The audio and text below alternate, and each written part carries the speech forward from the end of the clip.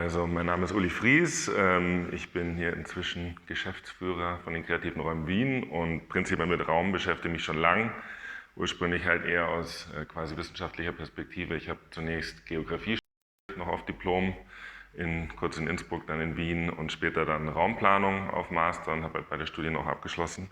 Von daher immer schon mit dem Raumthema zu tun und innerhalb dessen habe ich mich dann sukzessive immer mehr für Stadtentwicklung interessiert und innerhalb von dem dann ja für Leerstand, Zwischennutzung und auch einfach Räume, die, sage ich mal, ein bisschen außerhalb von der reinen neoliberalen Logik oder wie auch immer entstehen, wo vielleicht auch andere Dinge mal möglich sind. Und habe dann auch mitgemacht beim Theaterprojekt, wo ich Räume gesucht habe, wo sowas auch quasi umgesetzt wurde dann und hatte halt mit dem Thema zu tun und bin dann reingerutscht hier bei den kreativen Räumen und jetzt seit, weiß nicht, ein bisschen über 2 Jahren dabei. Genau.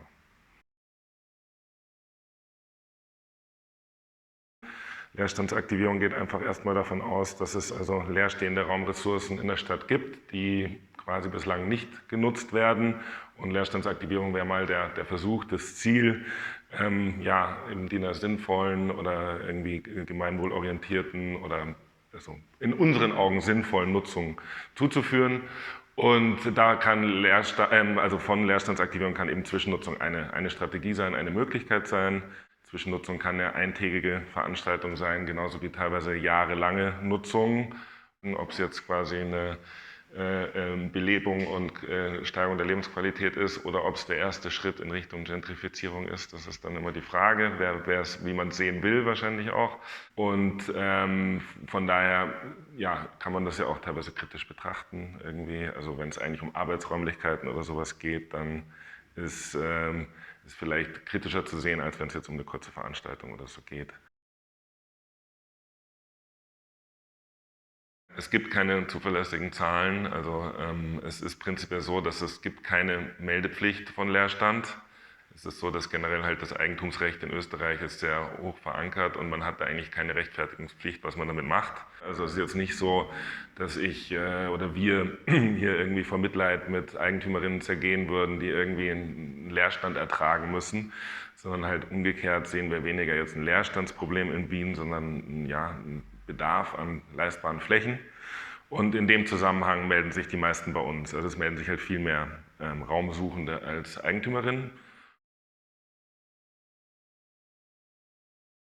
Also meistens dreht sich das Thema um die Erdgeschosszone und da kommt jetzt halt auch einiges zusammen, dass halt einfach generell das schon länger unter Druck ist. Zunächst durch Einkaufszentren, die entstanden sind und jetzt inzwischen halt dann der Onlinehandel und jetzt Corona noch dazu. Und es ist halt irgendwie offensichtlich, dass die Erdgeschosszone nicht mehr in dem Maße wie früher quasi durch Einzelhandel bestimmt sein wird und gleichzeitig Einzelhandel aber höhere Mieten zahlen kann, als das viele andere Projekte machen können. Gleichzeitig ist es eben gehört es zum öffentlichen Raum, weil es halt an der Schnittstelle ist vom Gebäude zum Straßenraum und natürlich einen hohen Einfluss hat auf ich sag mal, die Atmosphäre. Und wenn da alles leer ist und man geht da nachts lang oder wie auch immer und dann schon der Verfall einsetzt, dann kann ja sogar sowas Richtung Angsträume etc. entstehen, wo dann auch wirklich so eine Negativspirale in Gang gesetzt werden kann.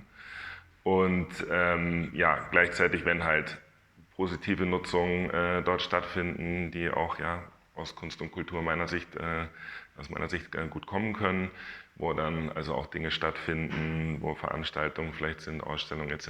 und die Räume auch offen sind, Leute rein und rausgehen und kommen und gehen, dann hat das natürlich einen positiven Einfluss auf den Straßenraum und von daher spielt die Erdgeschosszone, also wirkt halt auf die umliegenden öffentlichen Räume, strahlt aus.